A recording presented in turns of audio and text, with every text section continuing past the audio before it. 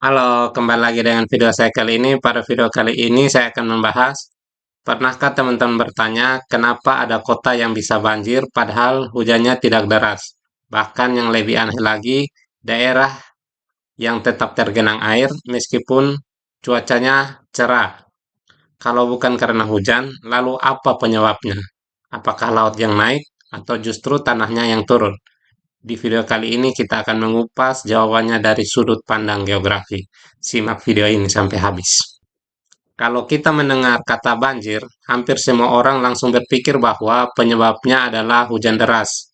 Memang benar, hujan merupakan salah satu penyebab utama banjir. Namun, dalam ilmu geografi, banjir adalah hasil dari interaksi berbagai faktor alam dan aktivitas manusia. Jadi, hujan hanyalah salah satu bagian dari cerita yang lebih besar. Sekarang coba kita bayangkan dua wilayah yang berbeda. Wilayah pertama berada di pegunungan dengan lereng yang curam. Wilayah kedua berada di dekat pantai dengan permukaan tanah yang relatif datar. Menurut teman-teman, air hujan akan lebih cepat mengalir kemana? Oke, jawabannya tentu lebih cepat mengalir di daerah yang memiliki kemiringan. Air akan mengikuti gravitasi dan bergerak menuju tempat yang lebih rendah. Sementara itu, di daerah pantai yang sangat datar, aliran air cenderung lebih lambat. Ketika hujan turun dalam jumlah besar, air tidak langsung mengalir ke laut, tetapi bisa tergenang terlebih dahulu. Inilah salah satu alasan mengapa banyak kota pesisir lebih rentan mengalami banjir. Kondisi topografinya membuat proses pembuangan air menjadi tidak secepat daerah yang memiliki kemiringan lereng. Fakta menarik, tahukah teman-teman, tidak semua kota yang dekat pantai pasti banjir. Kota yang memiliki sistem drainasi yang baik, ruang terbuka hijau yang cukup, dan tata ruang yang dirancang dengan baik dapat mengurangi risiko banjir secara signifikan. Jadi, letak geografis memang berpengaruh, tetapi cara manusia mengelola wilayahnya juga sangat menentukan. Namun, ternyata masih ada penyebab lain yang jauh lebih mengejutkan. Bahkan ada banjir yang bisa terjadi tanpa hujan sama sekali. Bagaimana hal itu bisa terjadi? Di segmen ini, kita akan membahas fenomena yang dikenal sebagai banjir rob, yaitu banjir yang berasal langsung dari laut. Coba bayangkan teman-teman, pada saat bangun pagi, langit cerah, matahari bersinar, tidak ada hujan sejak semalam, tapi ketika keluar rumah, jalanan sudah dipenuhi air. Dari mana datangnya air itu? Apakah ada pipa yang bocor atau ada sungai yang meluap? Ternyata bukan. Fenomena ini dikenal sebagai banjir rob dan penyebabnya berasal langsung dari laut. Banjir rob adalah banjir yang terjadi akibat naiknya permukaan air laut saat pasang. Ketika air laut mencapai ketinggian tertentu, air dapat masuk ke wilayah daratan yang lebih rendah melalui pantai, muara sungai, saluran drainase, bahkan melalui celah-celah tanah. Karena itulah banjir rob bisa terjadi meskipun tidak ada hujan sama sekali. Fenomena pasang surut laut sebenarnya adalah proses alam yang terjadi setiap hari. Penyebab utama adalah gaya gravitasi bulan dan matahari yang menarik massa air di lautan. Saat posisi bulan, matahari, dan bumi berada pada kondisi tertentu, gaya tarik tersebut menjadi lebih kuat sehingga air laut mengalami pasang yang lebih tinggi dari biasanya.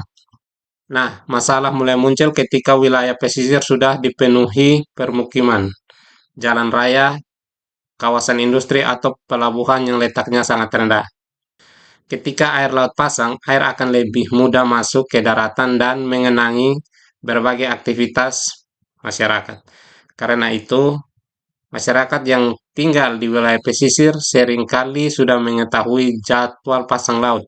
Mereka menyesuaikan aktivitas sehari-hari karena pada waktu tertentu air laut bisa naik dan mengganggu transportasi, pekerjaan, bahkan merendam rumah. Contoh nyatanya, di Indonesia beberapa kota pesisir pernah mengalami banjir rob, terutama di kawasan yang permukimannya rendah. Kondisi ini menunjukkan bahwa masyarakat yang tinggal di wilayah pantai tidak hanya harus menghadapi hujan deras, tetapi juga harus bersiap menghadapi air laut yang datang ketika pasang. Fakta menariknya, tahukah teman-teman, Banyak orang yang mengira banjir rob hanya terjadi beberapa jam, padahal di beberapa wilayah genangan air bisa bertahan lebih lama jika sistem drainase tidak mampu mengalirkan air kembali ke laut atau jika permukaan daratan terlalu rendah. Namun, ternyata ada fakta yang lebih mengejutkan lagi. Selama ini banyak orang berpikir permukaan laut terus naik sehingga menyebabkan banjir. Itu memang benar, tetapi di beberapa daerah, masalah yang lebih besar justru datang dari darat. Tanah tempat kita berpijak ternyata perlahan turun setiap tahun. Bagaimana hal itu bisa terjadi? Oke, kita akan bahas di segmen kali ini. Fenomena ini dalam ilmu geografi dikenal sebagai penurunan muka tanah atau land subsidence. Artinya, permukaan tanah perlahan-lahan turun dari posisi semula. Proses ini biasanya berlangsung sangat lambat, sehingga tidak mudah disadari oleh masyarakat. Namun, dampaknya bisa sangat besar. Salah satu penyebab utama adalah pengambilan air tanah secara berlebihan. Coba bayangkan tanah seperti spons yang penuh dengan air. Ketika air di dalam spons dikeluarkan, sedikit demi sedikit spons itu akan menyusut. Kurang lebih seperti itulah yang terjadi pada lapisan tanah. Saat air tanah terus dipompa untuk memenuhi kebutuhan rumah tangga, industri, atau perkantoran, lapisan tanah kehilangan sebagian penyangganya sehingga perlahan mengalami penurunan. Selain itu, pembangunan gedung-gedung bertingkat, kawasan industri, jalan raya, dan berbagai infrastruktur juga memberikan beban tambahan pada permukaan tanah. Jika tanah di bawah berupa endapan yang lunak, beban tersebut dapat mempercepat proses penurunan. Yang membuat masalah ini semakin serius adalah karena penurunan tanah sering terjadi tanpa tanda-tanda jelas. Banyak orang baru menyadari ketika jalan mulai lebih rendah dari bangunan di sekitarnya, lantai rumah sering tergenang, atau banjir semakin sering terjadi meskipun curah hujan tidak berubah. Contoh nyatanya, di berbagai kota pesisir di dunia, termasuk di Indonesia, penurunan muka tanah menjadi tantangan besar dalam pengelolaan wilayah. Karena itu, para ahli geografi, geologi, dan perencanaan kota terus memantau perubahan permukaan tanah agar langkah-langkah pencegahan bisa dilakukan lebih awal. Fakta menariknya, tahukah teman-teman, jika sebuah wilayah mengalami penurunan tanah selama bertahun-tahun, daerah yang sebelumnya aman dan banjir bisa berubah menjadi wilayah yang sangat rentan. Sekarang kita sudah mengetahui dua penyebab penting, yaitu banjir rob dan penurunan muka tanah. Namun, masih ada satu faktor lain yang membuat kondisi ini semakin sulit dikendalikan, yaitu perubahan iklim. Mengapa perubahan iklim bisa memperparah banjir di wilayah pesisir? Sekarang coba bayangkan seperti ini. Misalnya ada sebuah ember yang hampir penuh dengan air. Lalu setiap hari kamu menambahkan sedikit demi sedikit air ke dalamnya. Awalnya mungkin tidak terlihat perubahan, tetapi lama-kelamaan ember itu akan meluap. Nah, kira-kira seperti itulah gambaran sederhana tentang perubahan iklim. Dampaknya tidak langsung terasa, tetapi terus bertambah dari waktu ke waktu hingga akhirnya memicu berbagai bencana, termaksud banjir di wilayah pesisir. Perubahan iklim adalah perubahan pola iklim dalam jangka waktu yang panjang, yaitu sebagian besar dipengaruhi oleh meningkatnya konsentrasi gas rumah kaca di atmosfer akibat aktivitas manusia. Ketika suhu bumi terus meningkat, es di kutub dan gletser perlahan mencair. Air hasil pencairan ini kemudian mengalir ke lautan dan berkontribusi terhadap kenaikan permukaan laut. Namun, bukan hanya itu, suhu udara yang lebih hangat juga membuat proses penguapan air menjadi lebih besar. Semakin banyak uap air di atmosfer, semakin besar pula potensi terbentuknya hujan dengan intensitas tinggi di beberapa wilayah. Akibatnya, ketika hujan deras turun bersamaan dengan air laut yang sedang pasang, sistem drainase di kota-kota pesisir menjadi kewalahan. Air hujan tidak bisa mengalir dengan lancar ke laut karena permukaan laut sedang tinggi. Akhirnya air meluap ke jalan, permukaan, dan berbagai fasilitas umum lainnya. Jadi perubahan iklim bukanlah penyebab tunggal banjir, tetapi menjadi faktor yang memperbesar risiko. Ketika kenaikan permukaan laut, hujan ekstrim, penurunan muka tanah, dan buruknya sistem drainase terjadi secara bersamaan. dampak banjir menjadi jauh lebih besar daripada jika hanya satu faktor yang terjadi saja. Contoh nyatanya, itulah sebabnya banyak kota pesisir di dunia kini mulai memperkuat tanggul, memperbaiki sistem drainase, menanam kembali hutan mangrove, dan menyusun tata ruang yang lebih adaptif terhadap perubahan iklim. Mereka menyadari bahwa tantangan ke depan bukan hanya menghadapi banjir hari ini, tetapi juga mempersiapkan kota agar tetap aman puluhan tahun mendatang. Fakta menariknya, tahukah teman-teman, perubahan iklim tidak menyebabkan semua tempat mengalami kondisi yang sama.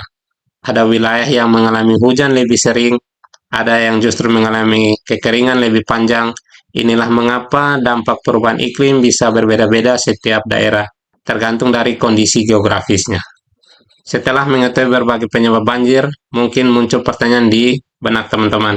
Apakah banjir di kota pesisir memang tidak bisa dihindari? Apakah masyarakat hanya bisa pasrah setiap kali musim hujan atau saat air laut pasang? Jawabannya adalah tidak. Banjir memang tidak selalu bisa dihilangkan sepenuhnya, tetapi risiko bisa dikurangi jika pemerintah dan masyarakat bekerja sama. Langkah pertama adalah memperbaiki sistem drainase. Drainase berfungsi mengalirkan air hujan menuju sungai atau laut. Jika salurannya tersumbat oleh sampah atau ukurannya sudah tidak mampu menampung debit air yang besar, maka air akan meluap ke jalan dan permukiman. Karena itu, menjaga saluran air tetap bersih bukan hanya tugas pemerintah, tetapi juga tanggung jawab kita sebagai masyarakat. Langkah kedua adalah melindungi dan menanam kembali hutan mangrove di wilayah pesisir. Mangrove memiliki akar yang kuat sehingga mampu memperlambat gelombang laut dan membantu menahan abrasi. Selain itu, mangrove juga menjadi habitat berbagai jenis ikan, kepiting, dan organisme laut lainnya. Jadi, ketika kita menjaga mangrove, kita tidak hanya mengurangi risiko banjir, tetapi juga menjaga ekosistem pesisir. Seperti yang sudah kita bahas pada segmen sebelumnya, pengambilan air tanah yang tidak terkendali dapat menyebabkan penurunan muka tanah. Oleh karena itu, penggunaan air di permukaan, pembangunan jaringan air bersih, dan pengelolaan sumber daya air yang baik menjadi sangat penting agar tanah tetap stabil. Selain itu, pembangunan kota juga harus memperhatikan tata ruang. Tidak semua wilayah cocok dijadikan permukiman atau kawasan industri. Daerah yang sangat rendah atau sering tergenang sebaiknya dimanfaatkan sebagai ruang terbuka hijau, kolam retensi, atau kawasan resapan air. Dengan cara ini, air memiliki tempat untuk ditampung sebelum dialirkan ke sungai atau laut. Dan yang paling sederhana, tetapi sering dilupakan, adalah tidak membuang sampah sembarangan. Mungkin terlihat sepele, tapi sampah yang menyumbat saluran air dapat memperparah banjir.